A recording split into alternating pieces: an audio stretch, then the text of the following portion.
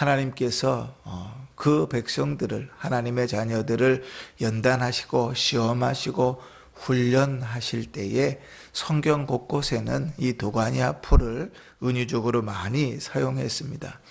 특별히 신명기 4장에 보면 이렇게 말해요. 여호와께서 너희를 택하시고 너희를 쇠 풀무불 곧 애굽에서 인도하여 내사 자기 기업의 백성을 삼으신 것이 오늘과 같도다. 그러니까 애굽 땅을 뭐라고 비유했지요? 쇠 풀무불이라 이렇게 비유했습니다. 그러니까 이스라엘 백성들이 당했던 고난과 괴로움과 역경들을 하나님은 연단하신다 이런 표현들을 써서 우리로 하여금 우리의 마음을, 우리의 믿음을 연단해 가시는 것입니다. 이사야 48장 10절에도 이렇게 직접적으로 말씀하시죠. 내가 너를 연단하였으니 은처럼 하지 아니하고 너를 고난의 풀무불에서 택하였노라. 그러니까 하나님께서 우리를 고난 가운데서, 시련 가운데서, 고난과 시련의 풀무와 도가니 가운데서 연단하시는 이유는 다른 것이 아닙니다. 더 순수하고 더 좋은 믿음을, 그 마음을 가지게 하기 위해서이지요. 그래서 다니엘 12장에 이렇게 말씀합니다. 많은 사람이 연단을 받아 스스로 정결하게 하며 희게할 것이나 악한 사람은 악을 행하리니 악한 자는 아무것도 깨닫지 못하되 오직 지혜 있는 자는 깨달으리라. 그러니까 하나님께서 연단하심으로 말미암아 더 정결하게 한다. 그뿐만이 아닙니다. 하나님 손에 잘 연단된 자에게 하나님께서 어떤 은혜를 주시는가? 베드로전서 1장 7절에 보면 너희 믿음의 확실함은 불로 연단하여도 없어질 금보다 더 귀하여 예수 그리스도께서 나타나실 때에 칭찬과 영광과 존귀를 얻게 할 것이라. 하나님께서 우리를 연단하시는 그 일들 속에서 칭찬과 영광과 존귀를 얻게 하실 것이다. 그러니까 하나님께서 우리를 연단하시는 것이 좋은 일입니까? 안 좋은 일입니까? 좋은 일이지요. 좋은 일이지요. 그러나 여러분, 우리가 기억해야 됩니다. 그 연단받는 것은 참 좋고 귀한 일인데 그 과정은 절대로 쉽지 않습니다. 여러분, 천도가 되는 뜨거운 불을 한번 경험해 보신 적이 있습니까? 근처까지만 가도 뜨겁고요. 그 불을 가지고 다루는 사람들은 옷도 제대로 입지 못하고 할 정도로 막 너무 땀이 나고 그렇거든요. 뜨거운 상황입니다. 얼마나 쉽지 않은지 몰라요. 하나님께서 우리를 연단하시는 그 과정도 역시 그렇겠지요. 그러나 하나님의 목적은 아주 명확합니다. 우리를 더 정결하고 순결한 모습으로 나오게 하시기 위함이에요. 그래서 이사야 1장에 이렇게 말씀하십니다. 내가 또 내 손을 내게 돌려 내 찌꺼기를 잿물로 씻듯이 녹여 청결하게 하며 내 혼잣물을 다 제거해버리고. 그러니까 하나님께서 우리를 청결하게 하고 혼합물들, 불순물들을 다 제거해버려서 하나님 앞에 신실한 믿음으로 서게끔 만든다는 거예요.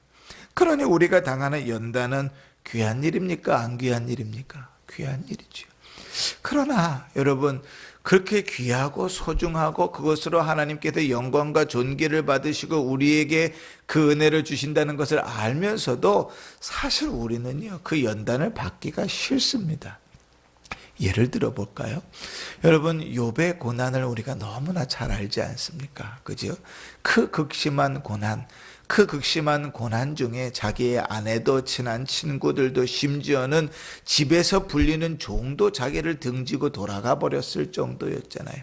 온몸이 피부병이 걸려서 기와장으로 긁어야지나 겨우 좀 시원함을 느낄 정도의 그런 상황에서 얼마나 극심한 고난을 받았습니까? 그런 연단을 여러분, 하나님께서 우리에게 주시길 바랍니까? 아니죠. 또 그것도 피해갔으면 좋겠어요.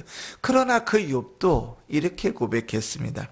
나의 가는 길을 그가 아시나니 그가 나를 단련하신 후에 정금같이 순금같이 나올 것이다. 그 역시도 하나님 손에서 단련되는 일, 그 달갑지 않아요. 그걸 받고 싶지 않아요. 그러나 하나님께서 아시고 나를 그렇게 이끌어 가신다면 그 속에서 반드시 하나님은 나를 정결하고 순결한 모습으로 끌어내실 것이다. 그게 성도의 믿음인 것입니다. 그러니 여러분, 때로는요, 우리가 하나님 앞에 연단을 받을 때에 두려워하고 낭망하기보다는 오히려 좀 더 적극적으로 하나님의 일하심을 기대하며 그 일들을 감당하는 것이 좋겠습니다. 욥과 같이 왜 내가 이 애매한 고난을 당하는지 조차를 모를지라도 그때라도 오히려 하나님께서 나의 모든 것을 아신다는 것을 믿고 그 믿음으로 잘 감당해 가면 좋겠습니다. 주께서 우리를 연단하시는 그 모든 일들을 우리가 어떻게 다 알겠습니까? 그죠? 다 안다면 우리가 하나님이겠지요. 그러나 알 수 없는 그 일들을 감당할 때에라도 오히려 다윗과 같이 이렇게 감당하면 좋겠습니다. 다윗이 시편 26편 2절에 이렇게 하나님 앞에 기도를 드립니다. 여호와여, 나를 살피시고 시험하사 내 뜻과 내 양심을 단련하소서. 아멘. 오히려 우리는 적극적으로 하나님 앞에 이렇게 기도할 줄 알면 좋겠어요. 하나님, 내 신앙을, 하나님, 내 마음을 하나님께서 단련해 주십시오. 그 어려움과 고통과 고난을 당하는 일은 싫지만, 그러나 하나님이 그것을 통하여 나를 보다 더 나은 믿음으로 이끌어가고 나를 보다 더 나은 마음으로 끌어가신다면 주님, 나를 그곳으로 이끌어 가십시오. 오히려 좀 다윗과 같이 더 적극적으로 하나님 앞에 기도하며 그 고난과 연단을 당할 수 있으면 좋겠습니다. 하나님이 우리 마음을 다루어 가십니다. 저는 예전에 이 3절 말씀을 깊이 묵상하면서 큰 은혜를 받았던 적이 있습니다. 시험에 들고 좌충우돌하고 있을 때 하나님께서 나의 마음을 이렇게 괴롭고 힘들게 하시는 것은 나를 단련해 가시는 중이구나. 어떻게 왜 이런 일들을 당하게 하시는지 도저히 이해할 수가 없는데, 받아들일 수도 없는데, 이 말씀이 나를 그 주저앉은 자리에서 일으켜 세운 적이 있습니다. 우리에게도 역시 하나님께서 그러한 은혜들을 베푸시기를 원합니다. 오히려 다윗과 같이 보다 더 적극적으로 주 앞에 기도하며 주의 손에 단련되기를 바라요. 오직 하나님이 기뻐하시는 대로 더욱 거룩하고 흠없는 모습으로 아름답게 서는 성도들 되시기를 주의 이름으로 축원합니다. 아멘.